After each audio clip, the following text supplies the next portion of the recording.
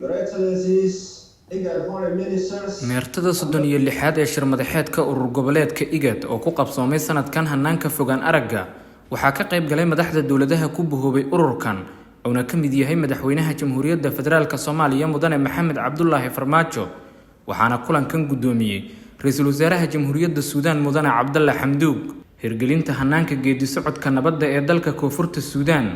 hanaanka xog isdhaafsiga jawaabaha ku aadan safmarka COVID-19 ee heer goboleed iyo wada xaajoodiye iyo arrimo quseeya dawladaha xubnaha ka ah ururkan ayaa lagu lafoguray muddadii uu socday shirkan waxaana hadal jeedin ka sameeyay dhammaanba madaxda dalalka ku buhoobay IGAD madaxweynaha Jamhuuriyadda Federaalka Soomaaliya Mudane Maxamed Cabdullaahi Farmaajo oo khudbad ka jeediyay kulankan ayaa ka hadlay arrimo ay ka mid yihiin muhiimadda nabad iyo dib u heshiisiin ka hana qaada dalka Koonfurta Suudaan iyo sidoo kale dhibaatada ba'an ee dalalka gobolka uu ku hayo safmarka COVID-19 wasiirka wasaaradda arrimaha dibadda xukuumadda federaalka Soomaaliya Danjire Axmed Ciise Cawad ayaa warbaahinta qaranka u faahfaahiyay qodobadii looga hadlay shirkan iyo waxyaabihii ka soo baxay waxa madaxda dalalka IGAD ay yeesheen shir ku dhacay Zoom-ka kaas oo looga hadlay ajandihiisa ay ka mid ahaayeen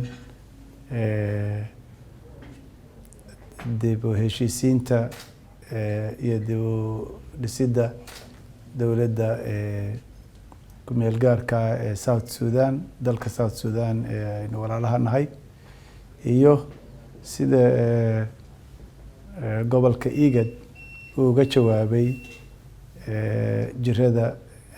COVID iyo saameynta ay lahayd marka madaxweynaha khudbad ayuu ka jeediyay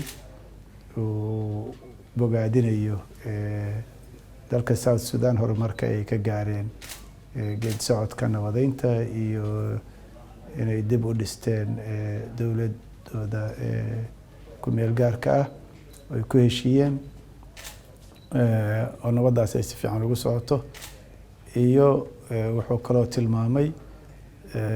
Soomaaliya horumarka ay gaartay iyo saameynta ay jirada tani ku yeelatay dalka dhaqaalihiisa iyo dadaalka Soomaaliya ay ka gashay sidii jiradaas looga hortagi lahaa sida dalalka